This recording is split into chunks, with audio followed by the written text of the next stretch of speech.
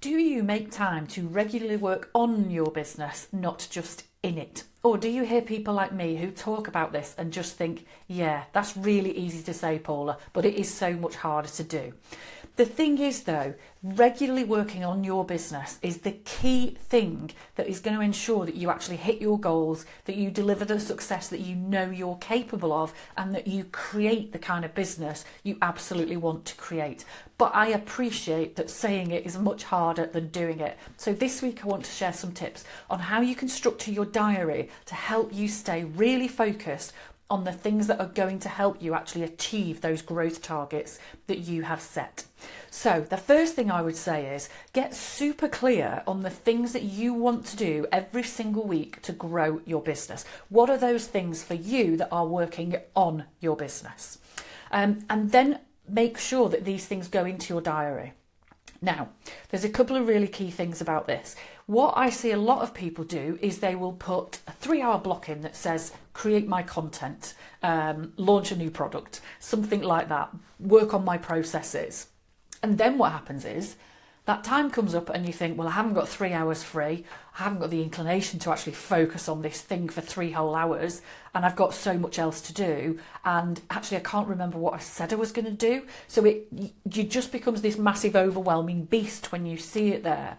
So one of the key things to do is make sure that you break down what these key activities are. So for instance, when it comes to creating my vlog every week, that's not just one block of time that says create vlog and write email. There is one task in my diary around choosing my subjects and mapping out the content. There is a second task around filming the vlogs, and there is a third task around writing the emails.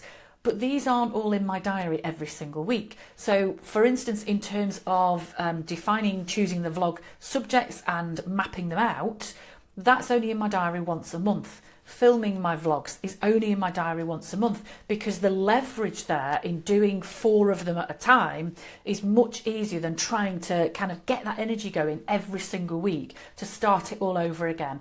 So look for opportunities to batch things together to build a bit of leverage and a bit of added momentum.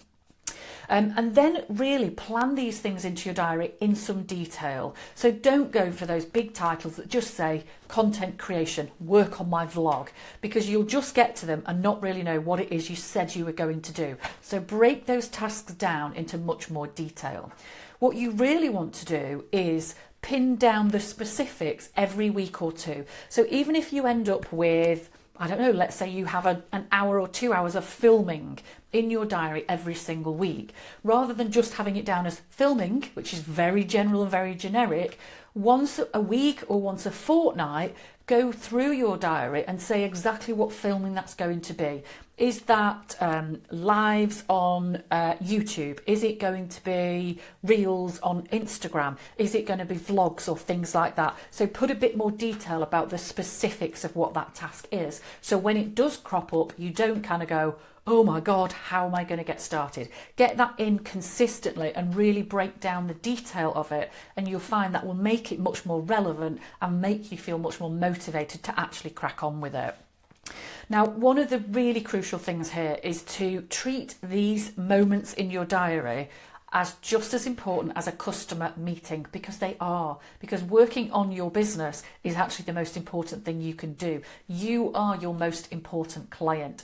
But what's so easy to do is to see these things come up in your diary and just think, I'll do that tomorrow, I'll do that next week, this thing's more important. But think about it, you would never do that for a client. If that was a client meeting, or if it was to work on a piece of work that you're supposed to deliver to a client, you would never say to yourself, I'll just do that tomorrow, I'll just do that next week, never mind, I'll do it next time, because you've got a deadline and you've got a commitment. So it's finding a way to be just as focused on those deadlines and those commitments when it relates to your own business as you are when it relates to a client's business. What you might need to think about there is some accountability.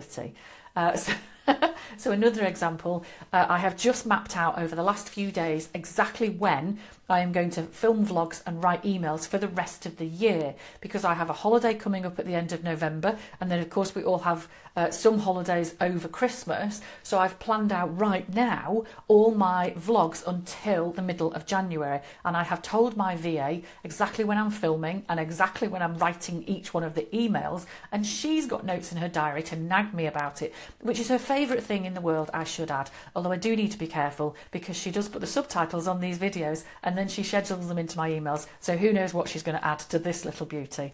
Anyway, we digress. So just think about planning the working on your business stuff into your diary.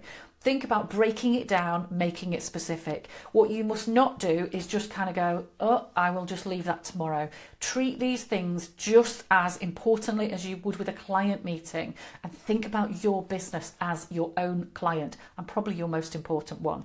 If this is something that you know you need help with, either leave me a comment and let me know about your own kind of experiences and trials and tribulations with this wherever you're watching this video, or head to my website tailory.co.uk and you can find out there how I can help, and drop me a message to book in a chinwag.